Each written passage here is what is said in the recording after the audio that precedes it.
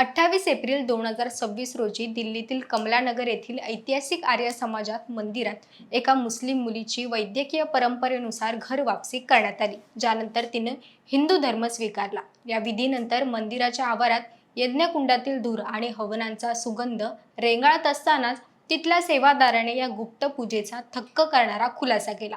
हे संपूर्ण कार्य मंदिरापासून अवघ्या 50 मीटर अंतरावर असलेल्या एका छोट्या आणि जुन्या खोलीतून चालते, ज्याच्या बाहेर भारतीय हिंदू शुद्धी सभा अशी पांढरी रंगाची पाठी लावलेली आहे। या पार्श्वभूमीवर आधारित हा व्हिडिओ शुद्धी सभे पडद्यामागचा गुप्त करणारा इतिहास आणि दरवर्षी होणाऱ्या लाखो लोकांच्या घर वापसीचे सत्य तर उघडणारच आहे, पण त्यासोबतच थेट पाकिस्तानात जन्मलेल्या, पुढे अमेरिकेत स्थानिक झालेल्या आणि ओमरचे प्रसिद्ध राजे मिर्झा राजा मणिसिंग यांचे वंशज निघालेल्या एका व्यक्तीच्या घर वापसीची कहाणी जाणून घेणार आहोत। नमस्कार, मी मयुरी आणि आपण पाहतात मुंबई आउटलुक। आर्य समाज आणि भारतीय हिंदू शुद्धी सभेद्वारा चालवली जाणारी ही प्रक्रिया पूर्णपणे कायदेशीर आणि घटनात्मक चौकटीत राहून पार पडली जाते। मंदिराच्या काळजीवाहकांनी दिलेल्या माहितीनुसार या प्रक्रियेत कोणत्याही प्रकारचा दबाव, सक्ती किंवा आमिष दाखवले जात नाही। जी व्यक्ती स्वतःहून हिंदू धर्मात येऊ इच्छिते तिला प्रथमतः एक अर्ज करावा लागतो। अर्ज करणारी व्यक्ती सज्ञान आहे की नाही हे तपासण्यासाठी तिचे मॅट्रिकचे प्रमाणपत्र किंवा कायदेशीर प्रतिज्ञापत्र घेतलं जातं। या कायदेशीर दस्तावेजांची पूर्तता झाल्यानंतरच प्रत्यक्ष धार्मिक विधीला सुरुवात केली जाते। शुद्धीकरणाच्या विधीचा 18 ते 20 मिनिटांचा व्हिडिओ पुरावा म्हणून जतन केला जातो। या विधीमध्ये संबंधित व्यक्तीला यज्ञकुंडासमोर बसवून वैद्यकीय मंत्रांच्या उच्चारासह आहुती देण्यास सांगितली जाते। विधी पूर्ण झाल्यावर पंडितजी त्या व्यक्तीच्या कपाळावर टिळा लावतात, हाताला पवित्र कलवा बांधतात आणि तिला एक नवीन हिंदू नाव दिलं जातं। 28 एप्रिल रोजी ज्या मुलीचे शुद्धीकरण झाले तिचे नाव बदलून रीता ठेवण्यात आलं होतं। रीता एका हिंदू मुलाशी लग्न करू इच्छित होती आणि तिने स्वतःच्या इच्छेने हा मार्ग निवडला होता। तिची होणारी सासू आणि नणंद तिला या विधीसाठी घेऊन आल्या होत्या। या संपूर्ण प्रक्रियेद्वारा मुलीच्या चेहऱ्यावर एक निवांत कृतज्ञतेचा भाव आणि हलकेसे हसू दिसत होतं। दिल्लीतील बिर्ला लेन या अत्यंत गजबजलेल्या भागात भारतीय हिंदू शुद्धी सभेचा अवघ्या 10 बाय 10 चे एक छोटेसे कार्यालय आहे। या कार्यालयात एक टेबल, 2 खुर्च्या आणि फाईल्स ठेवलेला एक मोठा रॉक आहे। या कार्यालयाचा पत्ता किंवा येथे येणाऱ्या लोकांची माहिती प्रशासनाकडून अत्यंत गुप्त ठेवली जाते। कार्यालयाचे काळजीवाहक आपली ओळख न उघड करण्याच्या अटीवर सांगतात की आम्ही प्रचार कमी आणि काम जास्त या तत्वावर विश्वास ठेवतो। ज्या कार्यालयातून इतके मोठे आंदोलन चालवलं जातं त्याचा पत्ता जग जाहीर केला तर तेथे नेहमीच कट्टरपंथीयांकडून हल्ला होण्याचा धोका असतो। या कार्यालयात ठेवलेल्या रजिस्टर्समध्ये दररोज होणाऱ्या शुद्धीकरणांची नोंद केली जाते, परंतु हा डाटा सार्वजनिक करण्यास सक्त मनाई आहे। सुरक्षेच्या कारणास्तव कोणालाही या कागदपत्रांचे फोटो किंवा व्हिडिओ काढून दिले जात नाहीत। याचे मुख्य कारण सांगताना काळजीवाहकांनी एक वेदनादायी घटनेचा उल्लेख केला। 2 वर्षापूर्वी एका मुलीने या केंद्रात येऊन स्वइच्छेने धर्म स्वीकारला होता, परंतु दुर्दैवाने तिची माहिती तिच्या कुटुंबियांना आणि समाजाला मिळाली। त्यानंतर त्या मुलीची अत्यंत क्रूरपणे हत्या करण्यात आली। या घटनेपासून शुद्धी सभेने धर्म बदलणाऱ्या प्रत्येक व्यक्तीच्या गोपनीयता आणि सुरक्षा सर्वोच्च पातळीवर ठेवली जाते। त्यांच्या मते येथे दर आठवड्याला अनेक लोक येतात, कोणी एकटे येतं तर कोणी संपूर्ण कुटुंबियासह घरवापसी करतं।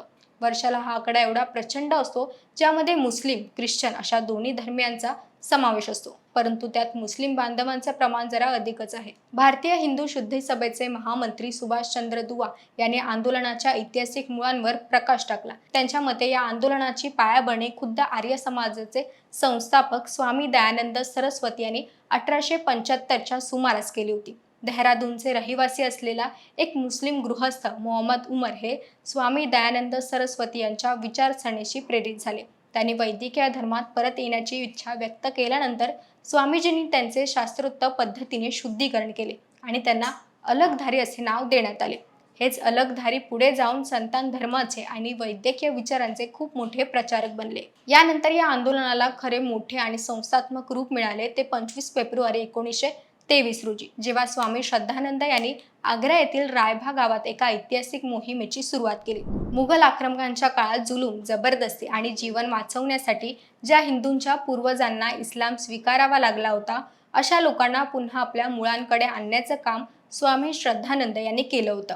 रायभा गावात त्यांनी एकाच वेळी सुमारे 5000 मालकांना राजपुतांचे शुद्धीकरण करून त्यांचे सनातन घर वापसी करून घेतली।